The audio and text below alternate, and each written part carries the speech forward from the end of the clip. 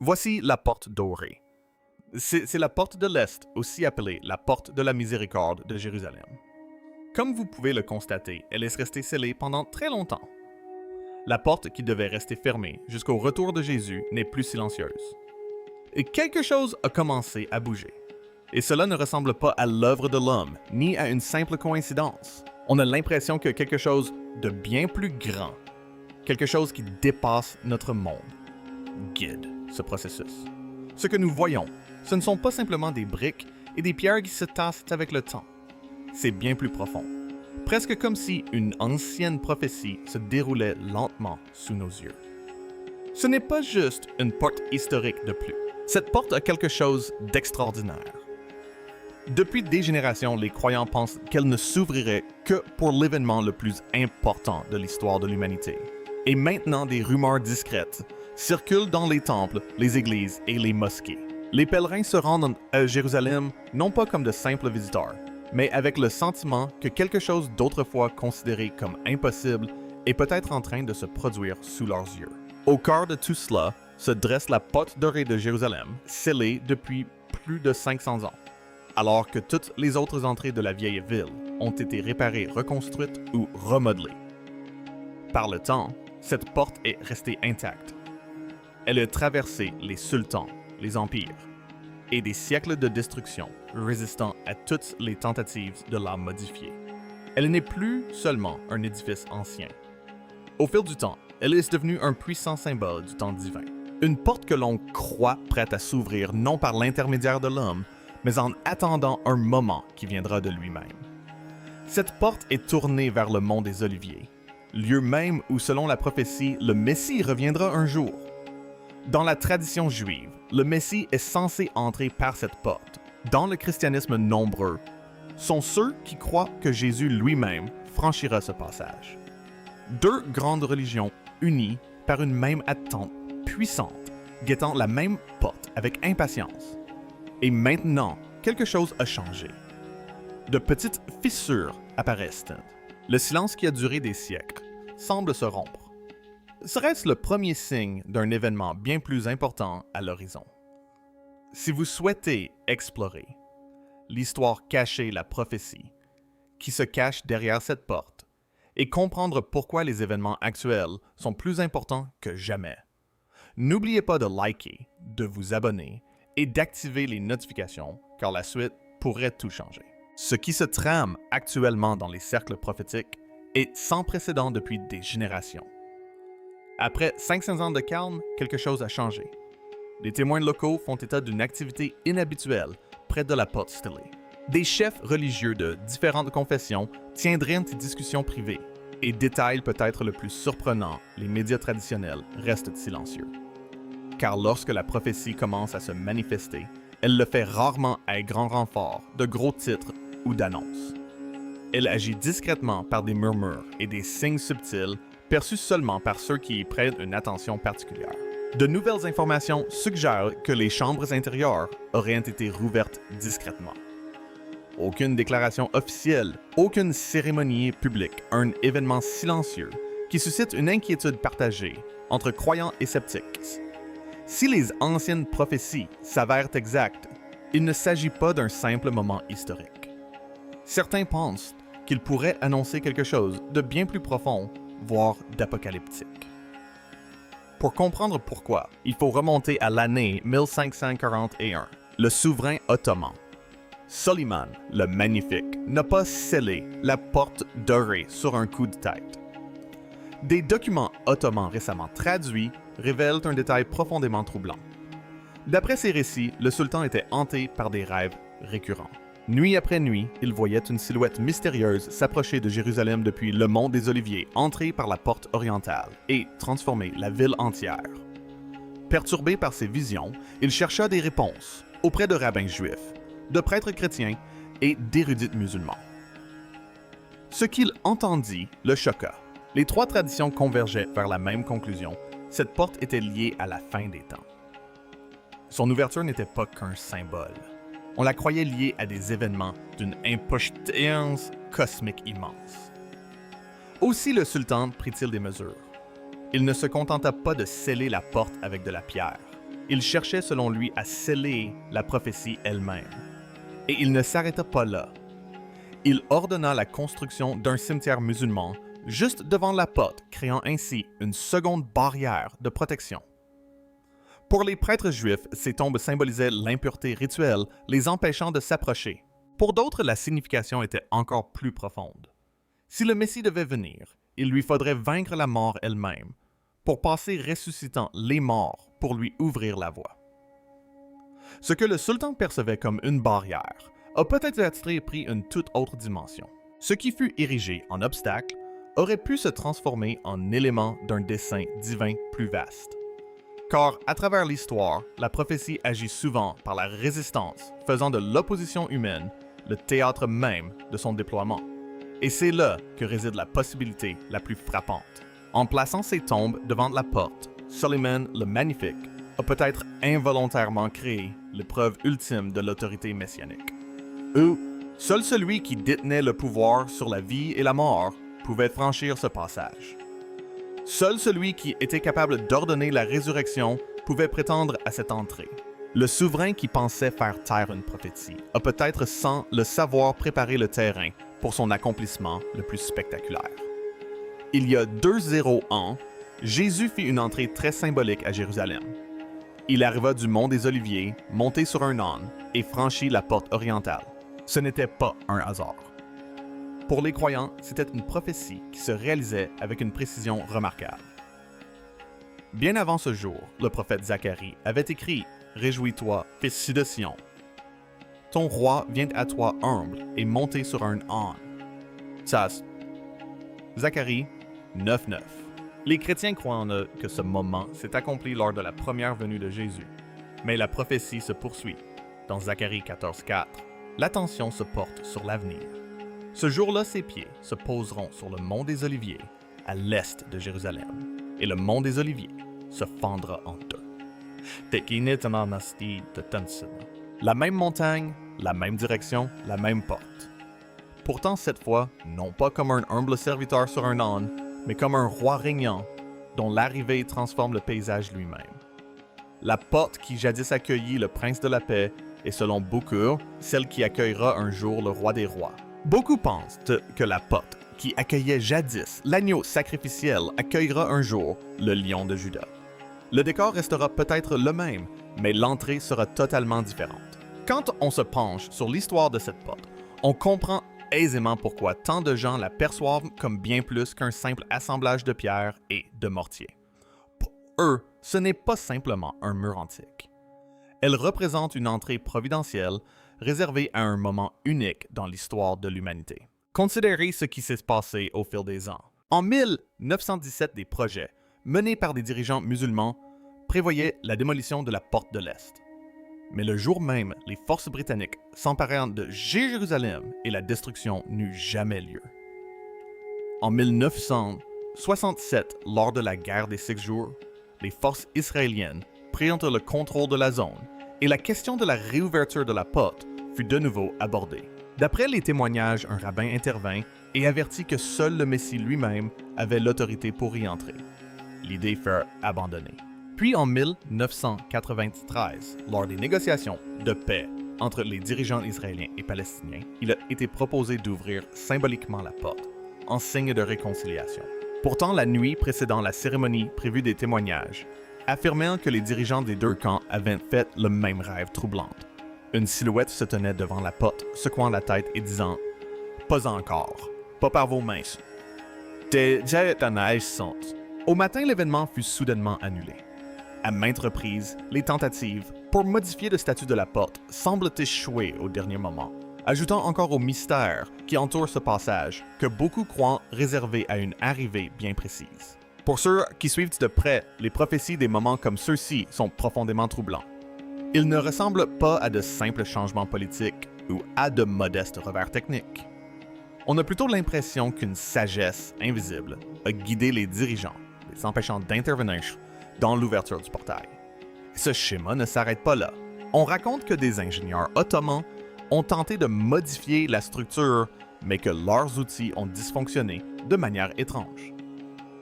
Plus tard, des archéologues britanniques ont commencé des fouilles près des fondations, mais ont été soudainement réaffectés sans raison apparente. En 1948, les forces jordaniennes envisagèrent même de transformer la porte en place forte militaire, mais ce projet fut lui aussi discrètement abandonné. À maintes reprises, les tentatives de modifier ou de contrôler la porte ont été bloquées, redirigées, ou ont disparu sans explication. Pour beaucoup, cela ne ressemble pas à une coïncidence. Cela semble et intentionnel. Car pour les croyants, cette porte n'est pas qu'un vestige du passé. Elle est perçue comme un passage réservé au destin. Toute tentative d'interférer avec la porte dorée semble se solder par un échec. Les outils se brisent. Les plans s'effondrent. Pour certains, c'est presque comme si la porte résistait à toute interférence, comme si elle était maintenue en place par une force bien supérieure à la force humaine, attendant un moment prédestiné. Si l'on observe attentivement la vieille ville de Jérusalem, on constate partout les ravages du temps. Murs érodés, érosion lente, dégradation due au siècle. Mais beaucoup affirment que la porte dorée fait exception. Les tailleurs de pierre qui l'ont étudiée décrivaient son état de conservation comme exceptionnellement bon, voire difficile à expliquer. On a presque l'impression que le temps s'écoule différemment autour de ce seuil antique. Puis vint 2019. Pendant le Ramadan, un agent d'entretien aurait vécu une expérience inattendue de faibles voix semblables à des prières résonnaient à l'intérieur des chambres scellées. Or, ces chambres seraient restées fermées pendant des siècles. À peu près au même moment, les caméras de sécurité surveillant le monde du temple auraient dysfonctionné, mais uniquement dans la zone entourant la porte dorée. Juste au moment où les voix auraient été entendues, les images ont disparu. Il n'existe aucun document officiel expliquant ce qui s'est passé. Pourtant, quelques photographies floues ont refait surface par la suite, montrant ce qui semblait être une étrange lumière vacillante à l'intérieur des chambres scellées, une lueur sans source apparente. Certains témoins l'ont décrite comme une douce pulsation, presque comme un battement de cœur provenant de l'intérieur. Des représentants du judaïsme, du christianisme et de l'islam auraient été consultés en privé. Pourtant, aucun n'a fait de déclaration publique. Au contraire, chaque groupe a demandé que les images restent confidentielles. Quoi qu'ils aient en vue, quelle que soit leur interprétation, ils ont choisi le silence. Mais le plus frappant n'est peut-être pas, l'événement lui-même, mais plutôt la façon dont les gens ont réagi. Normalement, tout événement inhabituel aux abords du monde du temple déclenche des enquêtes immédiates, des déclarations officielles, et fait la une des journaux du monde entier. Mais cette fois-ci, seul le silence régnait. Aucune confirmation, aucune explication, même pas de démenti. Un calme officiel absolu. Et parfois le silence en dit plus que les mots. Car les moments liés à la prophétie arrivent rarement comme une information capitale. Ils ne font pas la une des journaux, ni ne sonnent l'alarme. Au contraire, ils se déroulent discrètement à travers des schémas qui semblent être de simples coïncidences, mais qui recèlent une signification plus profonde. À travers des rêves similaires, partagés par différentes personnes. À travers des écritures anciennes qui prennent soudain un nouveau sens. Jésus lui-même a averti que son retour ressemblerait au jour de Noé, une époque où la vie suivait son cours normal, jusqu'au moment où tout a basculé. Cette même idée semble se confirmer ici. Selon certaines informations, les chambres intérieures du Golden Gate pourraient s'ouvrir tandis que l'extérieur reste scellé. D'abord le mouvement caché, puis le changement visible. D'abord la préparation discrète, puis la révélation publique. Un murmure avant le cri. Certains pensent que ce qui se trame au Golden Gate pourrait être un commencement spirituel, une préparation discrète à un événement concret à venir. Et ceux qui observent attentivement disent commencer à le percevoir. Des voix religieuses locales font état d'une intense ferveur spirituelle autour du monde du temple. De plus en plus de personnes affirment faire des rêves prophétiques saisissants centrés sur Jérusalem. Certains évoquent des signes inhabituels dans la nature.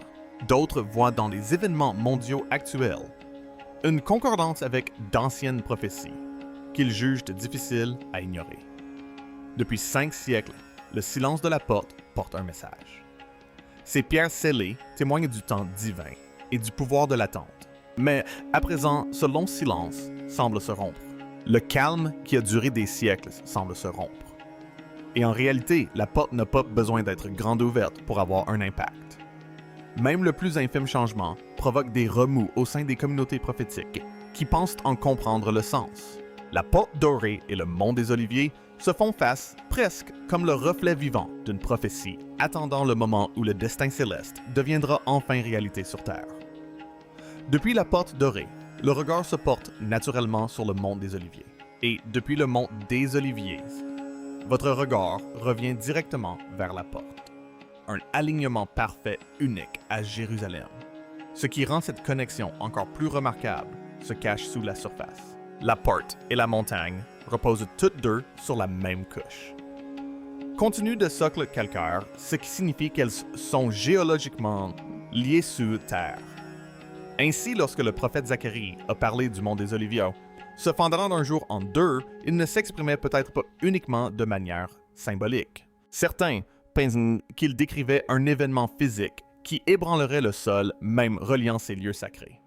De façon fascinante, la science moderne commence seulement à explorer des idées dont parlait déjà cette prophétie il y a longtemps. Des sismologues ont identifié une faille active, passant sous le mont des Oliviers et s'étendant vers le Golden Gate. Ces dernières années des relevés ont détecté des micro-tremblements inhabituels le long de cette faille, ainsi que de petites vibrations plus fréquentes qu'auparavant. Certains géologues admettent que ce schéma ne correspond pas entièrement au comportement tectonique typique, et ce détail est significatif, car Jérusalem a toujours été considérée comme plus qu'une ville ordinaire. Elle est mentionnée plus de 800 fois dans les prophéties bibliques, plus que tout autre endroit sur Terre. Mais ce qui frappe, c'est que nombre de ces références ne se concentrent pas sur son passé, mais sur son avenir. Au cœur de ces visions prophétiques se dresse la porte d'or. Pour de nombreux croyants, il ne s'agit pas simplement d'une entrée antique. Elle représente un seuil, une frontière symbolique entre l'époque actuelle et celle qui est censée venir. Une porte du destin qui attend son heure. Quand on observe le monde actuel, certains estiment que les événements récents relèvent moins du hasard que des éléments d'un dessein prophétique plus vaste.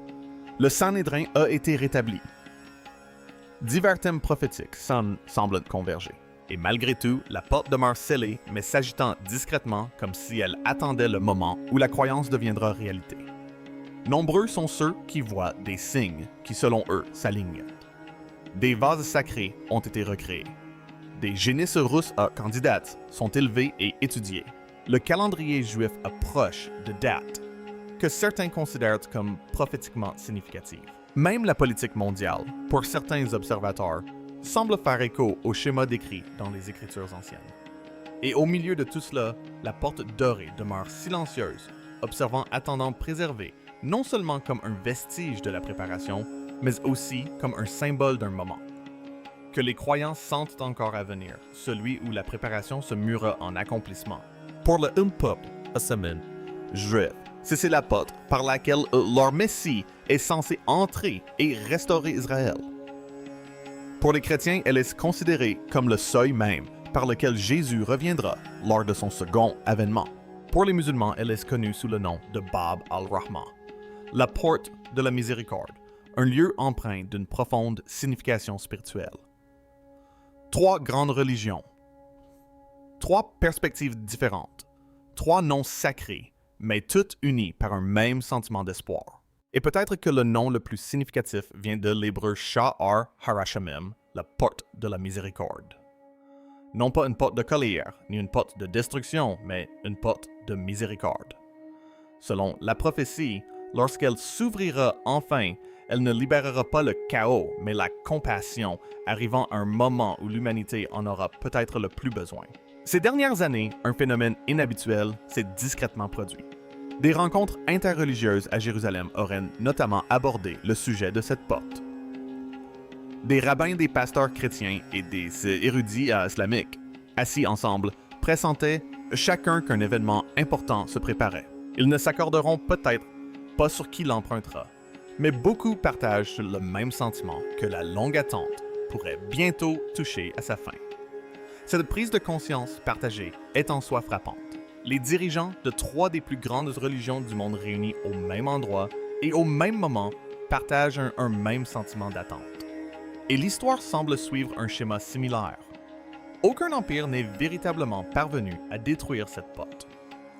Aucun souverain qui a tenté de la contrôler n'a conservé ce pouvoir indéfiniment. À maintes reprises, les tentatives pour l'ouvrir de force trop tôt ont échoué non pas par une résistance humaine manifeste, mais de manière que beaucoup qualifient d'inexplicable. Car pour les croyants, cette porte n'appartient ni au roi ni au gouvernement. Elle appartient à la prophétie. Depuis 2000 ans, cette porte symbolise l'attente, rappelle le temps divin et témoigne que les promesses, même si elles semblent tarder, ne sont jamais oubliées. Chaque jour où elle reste scellée est un jour de plus de miséricorde. Chaque année qui passe renforce le message véhiculé par son silence, la prophétie se réalise en son temps. Sans prononcer un mot, la porte a raconté une histoire puissante de patience, de souveraineté et de confiance. Sa résistance à toute ingérence humaine a conforté une idée simple. Certaines portes ne sont pas faites pour être ouvertes par des mains humaines, mais seulement par celui qui détient la véritable autorité. La prophétie ne se précipite jamais.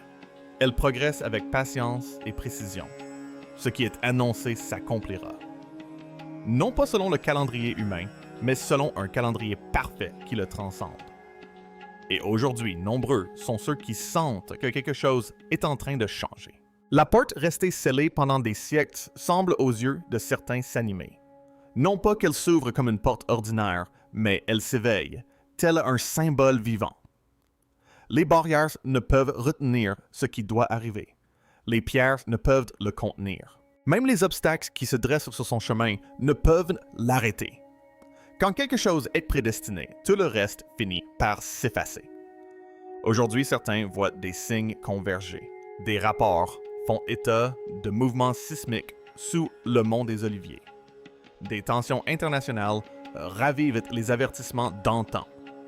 Un sentiment croissant d'intensité spirituelle se fait sentir autour du mont du Temple.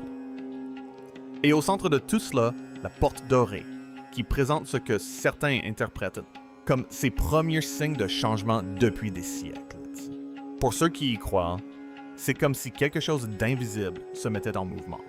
La même force qui a inspiré les anciennes prophéties, disent-ils, s'agite à nouveau.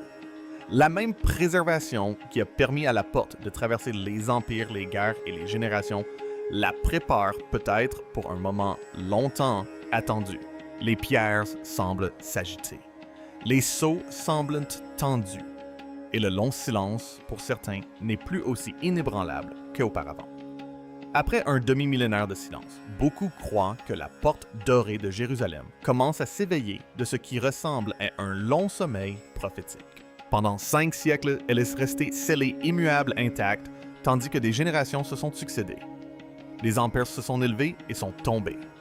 Des guerres ont remodelé le monde. Pourtant, la porte est demeurée, comme si elle attendait quelque chose de bien plus grand que l'histoire elle-même. Pour les croyants, il n'a jamais été question d'empêcher la venue du Messie. Il s'agissait de préserver un instant si précieux qu'il ne pouvait être forcé, précipité, ou fabriqué par la main de l'homme. Scellé par les hommes, peut-être, mais à leurs yeux préservé par Dieu. Non comme une barrière, mais comme une réserve. Non pas comme un refus, mais comme un délai divin destiné à amplifier l'impact, lorsque le moment sera enfin venu. Car lorsque celui qui détient les clés franchit ce seuil ancestral, tout change. Il ne s'agit pas d'un compte à rebours indiqué sur une horloge ou imprimé sur un calendrier.